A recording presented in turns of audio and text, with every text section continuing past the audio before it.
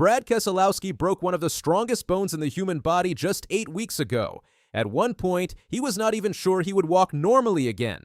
Now, he is climbing back into a NASCAR going nearly 200 miles per hour, and he is about to start the biggest race in American motorsports. The story begins on December 18th during what was supposed to be a relaxing family ski vacation.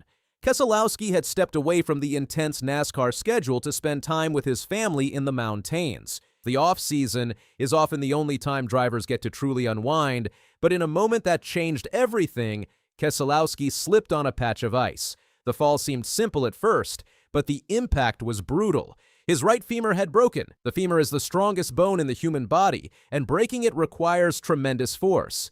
The injury immediately became a serious medical situation. Doctors rushed to treat the damage and begin the long recovery process. For most athletes, this kind of injury brings uncertainty and fear. Keselowski later admitted that the early weeks were the most difficult of his life. 3 to 5 weeks into recovery, he faced a terrifying possibility. He was not even sure if he would walk normally again. The pain was overwhelming and constant. He described it as the worst pain he had ever experienced. During those early weeks, the idea of racing again felt incredibly distant. Walking across a room required effort. Standing up was painful. The thought of climbing into a stock car and driving at speeds over 190 miles per hour seemed almost impossible. But Brad Keselowski has built his career on resilience. His path through NASCAR has always been about overcoming doubt. Long before he became a champion, he fought his way into the sport through determination and relentless work. Keselowski grew up in a racing family. His father, Bob Keselowski, was a racer himself, and the sport was always part of Brad's life. As a young driver, Brad faced financial struggles and uncertainty about whether he could even stay in racing, but he never stopped believing in his ability. That persistence paid off when he finally broke through in NASCAR. In 2012, he achieved the ultimate goal by winning the NASCAR Cup Series championship. Keselowski has come close several times, but victory has always slipped away. In 16 previous Daytona 500 starts, he has never reached victory lane. Yet he has proven many times that he knows how to win on superspeedways. Across Daytona and Talladega, he has collected 7 victories. That record places him among the best superspeedway racers of his era. Still, the Daytona 500 trophy remains the one that continues to elude him. As the 2026 season approached, Keselowski hoped this could finally be the year he conquered the race that had always frustrated him. But after the skiing accident in December, even making the starting grid seemed unlikely. Recovery from a broken femur is not simple. It demands patience, therapy, and incredible mental strength. Keselowski began working closely with doctors and physical therapists to regain strength in his leg. The process was slow at first. Basic movements had to be relearned carefully. Muscles weakened by injury needed time to rebuild. Every small improvement felt like progress. Yet Keselowski set a clear goal from the beginning. He wanted to return for the Daytona 500. That timeline seemed unrealistic to many observers. 8 weeks is an incredibly short recovery period for such a serious injury. Even walking comfortably can take months after a broken femur. But Keselowski refused to think about what others expected. His focus stayed on getting stronger every single day. Week by week, his condition improved. The pain slowly began to fade. Physical therapy sessions grew longer and more intense. The strength in his right leg started to return. Still, driving a NASCAR Cup Series car is physically demanding. The cockpit is tight, and the forces during a race are extreme.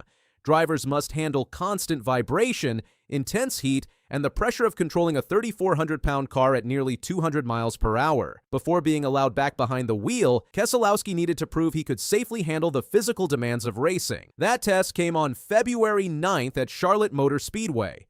Keselowski climbed into a race car for a 50-lap evaluation run.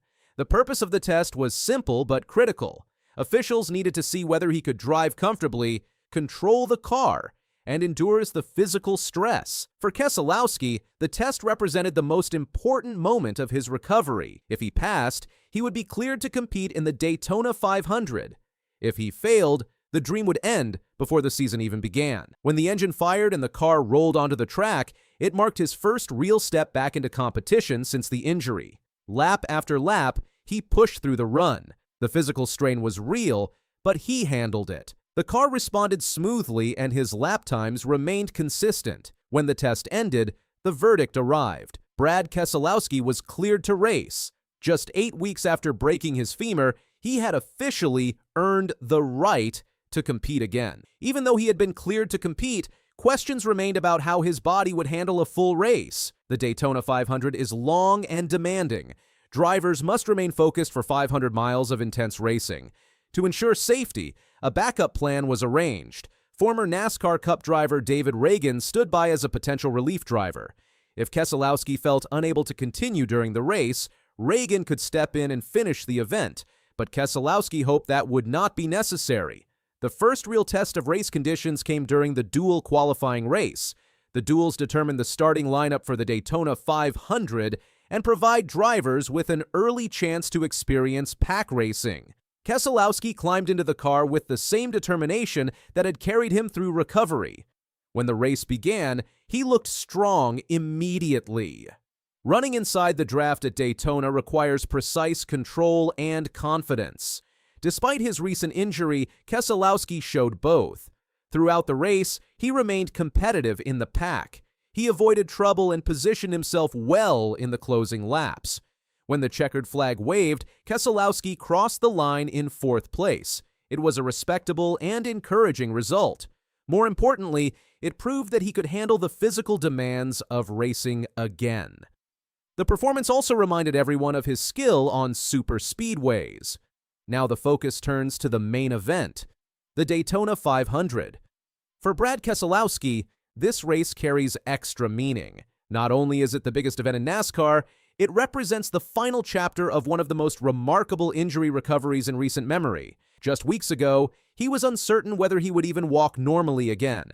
Now he is preparing to compete at the highest level of motorsport.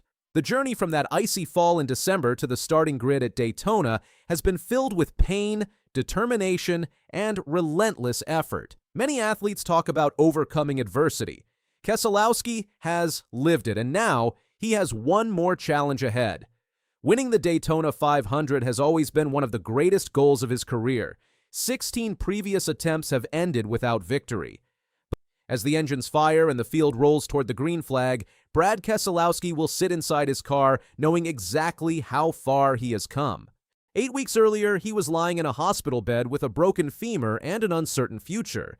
Now, he is chasing one of the most famous trophies in motorsports. Whether he wins or not, simply taking the green flag will already represent a remarkable triumph. But for a competitor like Brad Keselowski, finishing the race is not the only goal. He came to Daytona for one reason: to finally win the Daytona 500.